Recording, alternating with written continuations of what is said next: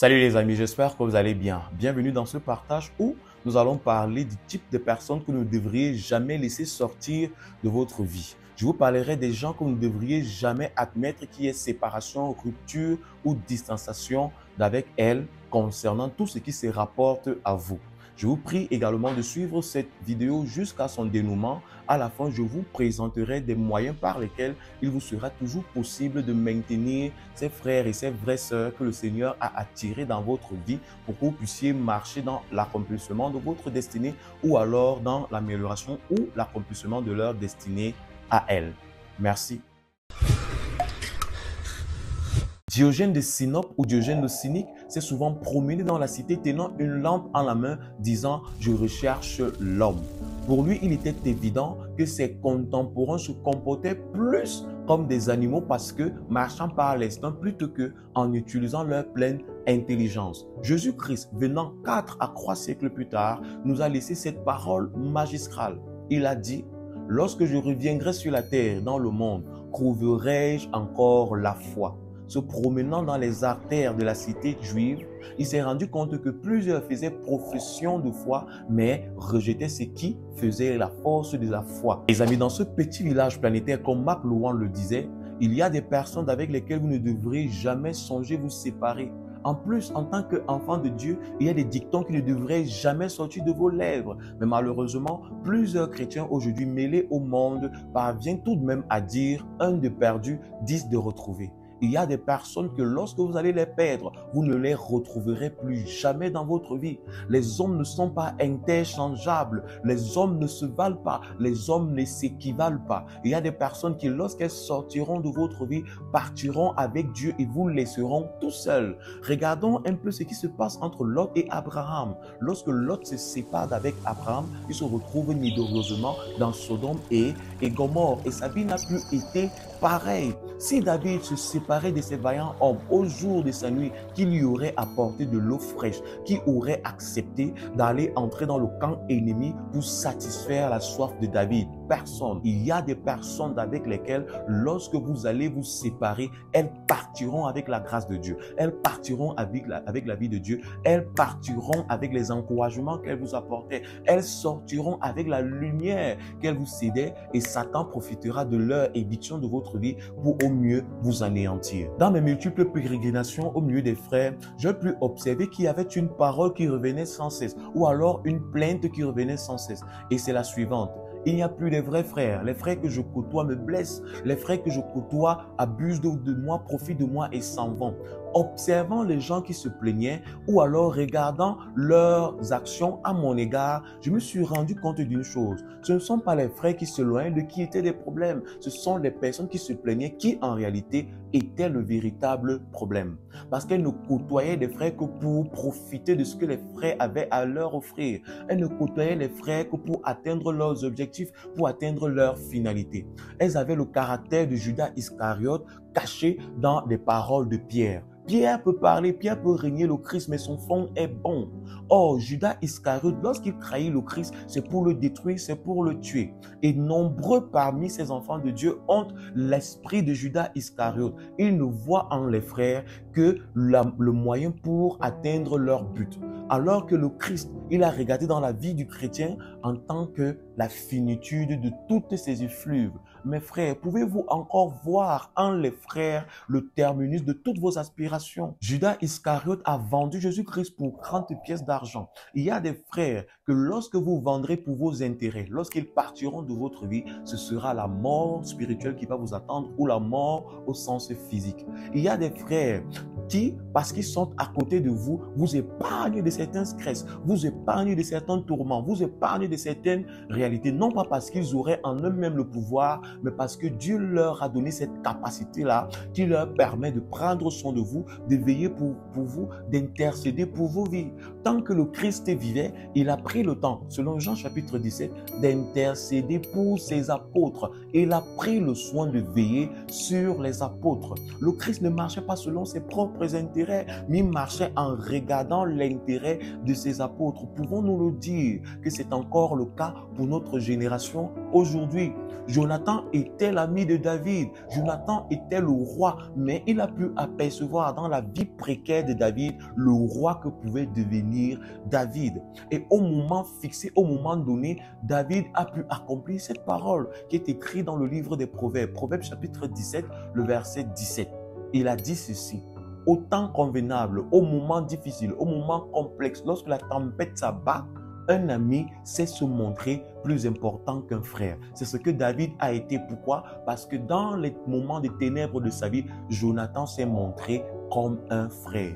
Pouvons-nous encore le dire aujourd'hui? Combien de chrétiens sont encore capables de discerner une femme digne, une grande femme, pendant qu'elle traverse des moments de disette, pendant qu'elle traverse des moments compliqués?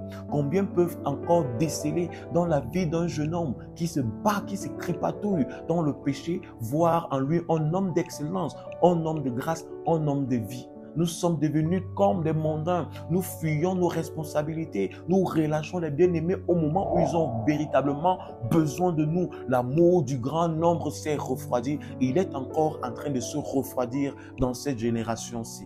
Jésus-Christ pouvait dire: lorsque je reviendrai au milieu des hommes, trouverai-je encore la foi? Diogène le cynique l'a dit: lorsque je marche dans les cités, je recherche l'homme tenant la lampe en la main. La lampe ici qui est symbole de lumière, symbole de connaissance, symbole de foi. Où sont les hommes de foi? Où sont-ils passés? Où dorment-ils dans notre génération? Bien-aimé, mon frère, ma sœur dans le Seigneur, crois-tu encore à ce petit garçon qui à côté de toi a besoin uniquement que tu crois en lui? Parce que plusieurs font cette erreur d'aller rechercher au milieu de ceux qui ont réussi des amitiés, des gens sur qui croire ou investir auprès des personnes ou dans la vie des personnes qui n'en ont plus besoin. La personne qui a besoin de ton investissement, c'est la sœur qui est juste à côté de toi, qui manque de quoi manger. C'est la sœur qui, juste à côté de toi, a besoin d'une formation pour s'épanouir. C'est le frère qui, à côté de toi, a besoin que l'on paye sa scolarité pour devenir celui qu'il est censé devenir. Mais malheureusement, dans notre génération,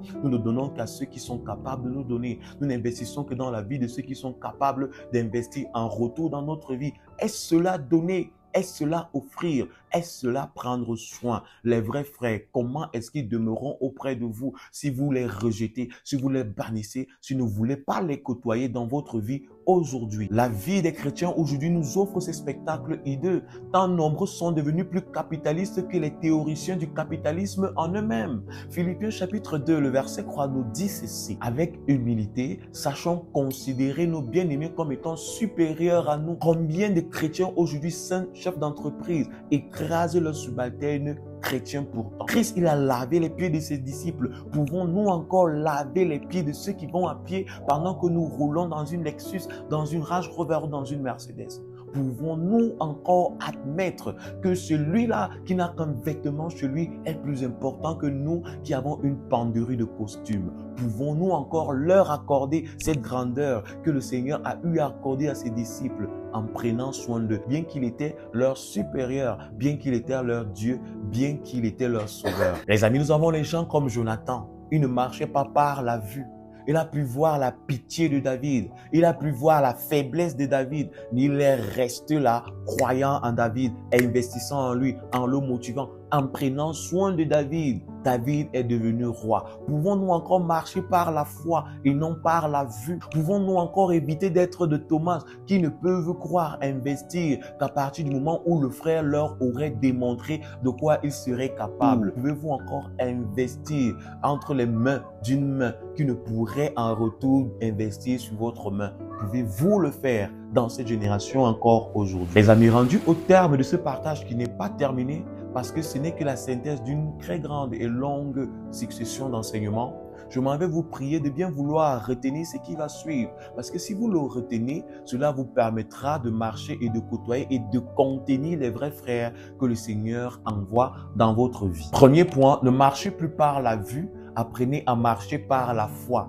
Apprenez à poser des actes de foi. Apprenez à croire aux frères que le Seigneur attire, amène auprès de votre vie. Croyez et regardez-les par les yeux de foi. Jonathan était prince, marchait à côté de Saoul, comme je le disais dans ce message, mais il n'a pas pu regarder David par les yeux naturels. il n'a su le regarder que par les yeux de la foi, par l'espoir que suscitait en lui l'amour qu'il avait à l'égard de David, de croire et de voir le grand homme dans le berger qui était David. Arrêtez de marcher par la vue. La vue vous amènera à considérer que ce frère ou cette sœur est issu d'une famille pauvre. La vue vous amènera à ne pas croire, à ne pas espérer que quelque chose de bon pourrait sortir de ce frère sous prétexte qu'il n'est pas né dans une grande famille. Apprenez à regarder et à considérer vos bien-aimés par la foi, et votre foi à leur égard produira des grands hommes qui sont censés être, de telle sorte que au jour de votre malheur, qu'ils soient des hommes susceptibles de vous sauver, susceptibles de vous tendre la main,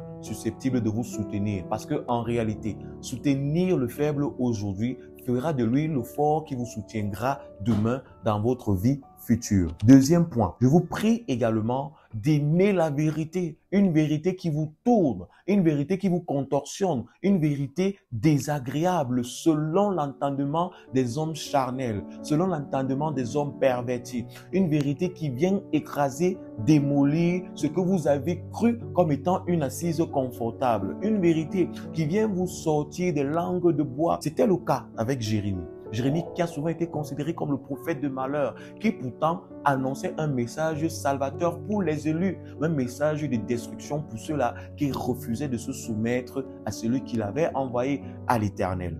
Écoutez ces hommes et ces femmes qui vous disent des vérités, vous regardant droit dans les yeux, non pas une vérité remplie de mépris. Acceptez de côtoyer ces hommes et ces femmes qui viennent non pas pour vous flatter, mais pour vous présenter la vérité hideuse, la laide vérité que les personnes flatteuses qui vous environnent refusent souvent de vous annoncer. Jérémie l'a fait. Et aujourd'hui, nous savons que Jérémie disait vrai. Il ne disait faux que pour ceux-là qui marchaient dans l'iniquité, que pour des personnes iniques, Jérémie a été un mauvais envoyé. Mais pour des personnes qui devraient en bénéficier du salut, Jérémie aura été l'envoyé de Dieu. Habituez-vous à la vérité, habituez-vous à côtoyer des gens qui vous disent le vrai. Troisième autre point, sachez fréquenter des hommes et des femmes de prière. Restez auprès des personnes qui prient, des frères qui à chaque jour vous disent qu'ils étaient en réunion de prière, ils étaient en conférence de prière, ils étaient en retraite de prière, ils étaient dans la méditation de la parole. Côtoyez-les, même si à vous, c'est pas votre rythme de vie, c'est pas votre niveau de vie. Côtoyez des hommes et des femmes de prière, même si vous, pour un temps, vous allez croire que parce qu'ils racontent leurs expériences de prière, cela constituerait une frustration. Acceptez de les côtoyer. Les frères de Joseph n'ont pas accepté que Joseph leur dise qu'il deviendra ministre, qu'il prendra soin d'eux. Ils ont cru que Joseph viendrait les écraser, alors que Joseph leur disait que dans un avenir plus ou moins proche, il prendra soin d'eux. N'ayez pas peur de ces frères et de ces sœurs qui prient, veillent sur vous. Par leur prière, par leur jeûne, par leur méditation, cela commencera à vous contaminer. Si vous n'êtes pas un homme de prière, une femme de foi, par leur présence à vos côtés, cela sans arrêt vous rappellera qu'en tant que chrétien, vous devriez prier, vous devriez jeûner, vous devriez faire des requêtes de prière, vous deviez rester dans la vie de prière pour maintenir votre relation avec Jésus-Christ. Quatrième et dernier point, même si la liste est loin d'être exhaustive, apprenez également à accepter que vous traversez des temps de faiblesse pour que les faibles, entre parenthèses, pour que ceux-là qui sembleraient être indignes de vous venir en aide, manifestent leur amour en priant pour vous, en prenant soin de vous, en vous donnant à manger, en vous donnant, même s'ils ne peuvent vous donner que 1000 francs, soit 1,50 €, même si ce n'est que ce qu'ils peuvent vous donner, acceptez qu'ils le fassent. C'est également ça, avoir des vrais frères tout près de vous, parce que les vrais frères ne sont pas à vos côtés uniquement pour prendre. Les vrais frères sont prêts à investir pour vous, que ce soit leur temps, leur moment de prière, leur temps de jeûne, leur financement que vous semblez voir à mièvreter, que ce soit leur famille, que ce soit leurs avoirs, leur intellect, leurs compétences. Ils sont prêts à tout prendre et à investir entièrement dans votre vie. Sachez détecter ces frères qui sont capables de priver de leur temps de solitude avec Dieu pour le consacrer à votre vie. De ces frères qui sont capables de prendre leurs rêves et les mettre de côté pour les déverser dans votre vie. Ces frères qui sont capables de prendre de leurs idées, influencer et déverser dans votre vie. Ces frères qui sont capables de prendre de leur courage, de leur engagement, se donner à 1000% dans vos projets. Sachez détecter ce type de frères, investissez dans leur vie et vous verrez comment est-ce que le Seigneur remplira votre vie des vrais frères. Que le Seigneur prenne soin de vous. Shalom.